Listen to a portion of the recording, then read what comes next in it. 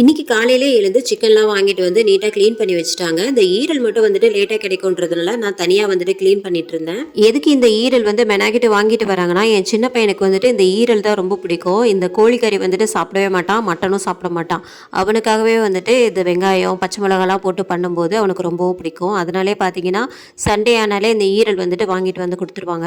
இன்னைக்கு ரொம்பவும் சிம்பிளாக இந்த ரசம் வச்சுட்டு சிக்கனை வந்துட்டு வறுவல் மாதிரி பண்ணி கொடுத்துடலான்ட்டு. ஏன்னா கொஞ்சம் குழம்பு பிரியாணி பண்ணி பண்ணி நமக்கு வந்துட்டு போர் அடிச்ச மாதிரியே இருந்தது. இந்த மிளகாத்தூள் வந்துட்டு பிளாஸ்டிக்லேயே இருக்கிறது எனக்கு வந்துட்டு என்னவோ சரியா படலை. எல்லாமே பிளாஸ்டிக்ல தான் இருக்குது. சரி இருந்தாலும் ஒன்னொன்னா தவிர்க்கலாமே சொல்லிட்டு தான் இந்த ஸ்டெயின்லெஸ் ஸ்டீல் டப்பால வந்துட்டு போட்டு வச்சுட்டு இருந்தேன். ஏற்கனவே நான் வந்து ஷார்ட்ஸ்ல வந்து மிளகா பொடி வந்துட்டு எப்படி அரைக்கணும் அப்படின்றத ஷார்ட்ஸ் வீடியோல போட்டிருக்கேன். உங்களுக்கு தேவைப்பட்டா வந்துட்டு செக் பண்ணி பாருங்க. எங்களுக்கு எப்பவுமே இந்த செக்ல ஆட்டின நல்லெண்ணெய், தேங்காய் எண்ணெய், கடலை எண்ணெய் இது எல்லாமே ஹஸ்பண்ட் வந்துட்டு வாங்கிட்டு வந்து கொடுத்துருவாங்க.